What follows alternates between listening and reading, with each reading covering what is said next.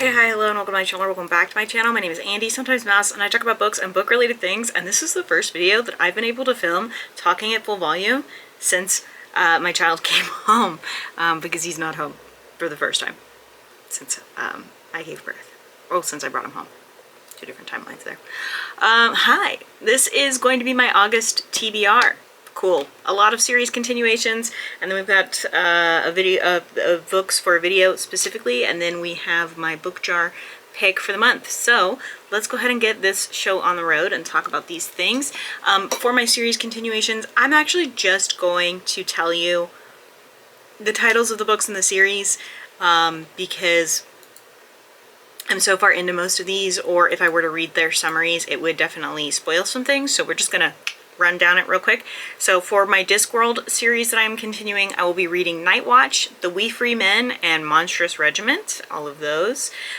For the October Day reread, in preparation for A Divided Duty coming out, I will be rereading A Killing Frost and When Sorrows Come, which luckily my mom just gave me both When Sorrows Come back, so I have the physical copies of both of those books, should I want to continue them that way. And then I will be reading The Traitor Queen by Danielle L. Jensen. This is the series that I just started last month. Transparently, I am filming this on the 9th of July, and so I have not actually read the first book yet. There is a chance that I go, no, this book is ass, and then I don't read this next book. So I'm going to go ahead and fair warn that there's a chance I don't actually read that book. But yeah. Let's talk about what I'm going to be reading for YouTube specifically. I'm pretty excited about this. I've kind of revived my childhood rereads recently, and I think that it's been a really solid decision on my part, especially now that I have a small child in my life. Some of these might be books that I recommend to him later on in life. I don't know. But one of these is one of the first scary books I remember ever reading in my life, and one of them is the first thriller horror book that I remember reading and loving. So the theme of this video, this YouTube video that I'll be reading for, is childhood horror. It's pretty much anything that I remembered, or if the cover just looked vaguely familiar when I was digging around for childhood horror books. So I'm really excited about it. We have Deep, Dark, and Dangerous by Mary Downing Hahn. This is probably one of the first like horror ghost books that I ever remember reading, many years ago. So many years ago. I had to have been like 10, so at least 20 years ago, at least.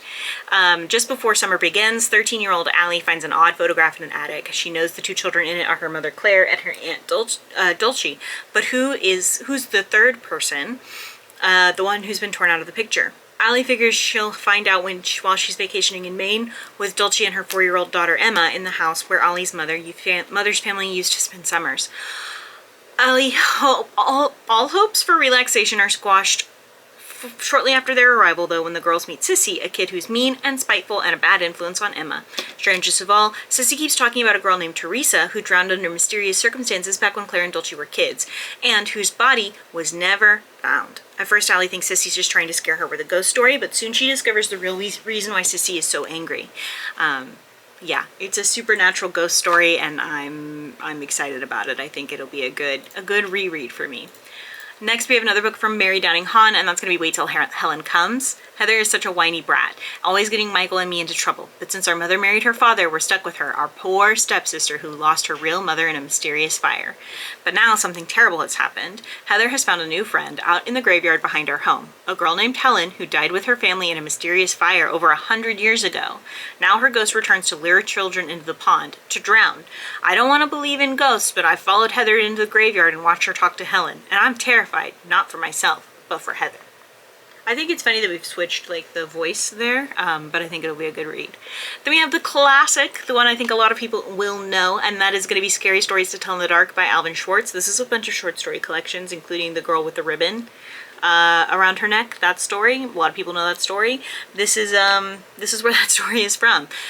I remember someone else had it, and when I was in community theater as a child, and getting to read that person's copy. That's what I remember about that book. I don't actually remember anything in that book, like any stories in that book, but I remember getting to read it as a child in community theater because I was a part of a whole community theater. I know you guys are so shocked that I was a theater child. I don't think I actually like loved theater though. I think I just did it because my mom did it, if I'm being really honest.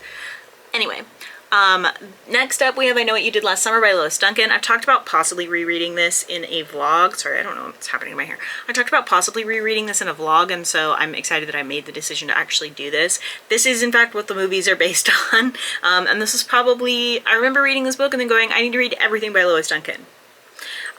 In this book, 4 terrified friends made a desperate pact to conceal a secret, but somebody has learned the truth and is determined to get even.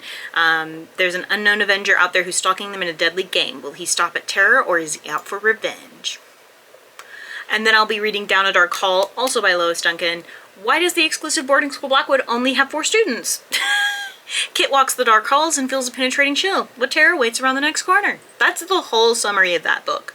So I think that'll be a fun little reread for me. I think it'll be a good time. Sorry, there's like a weird noise happening out in my living room and nobody's here. So maybe I'm just like very aware of sounds in my house, but I don't know. Cotter's in here and Tybalt's right here. It must be Mr. doing some shenanigans. I'll accept that. For my book jar pick, hopefully B-Roll Me has filmed it. I don't remember if I filmed it or not. Hopefully I did.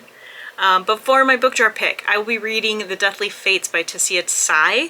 A corpse-driving priestess, a holy servant paid to guide the deceased home, Kang Seeing has never feared death.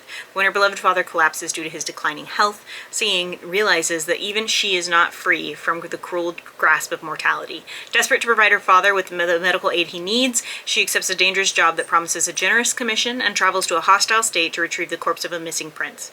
But the moment that she places her reanimation talisman on the dead prince's head, rather than make the corpse obedient to her commands, the talisman brings the prince back to life.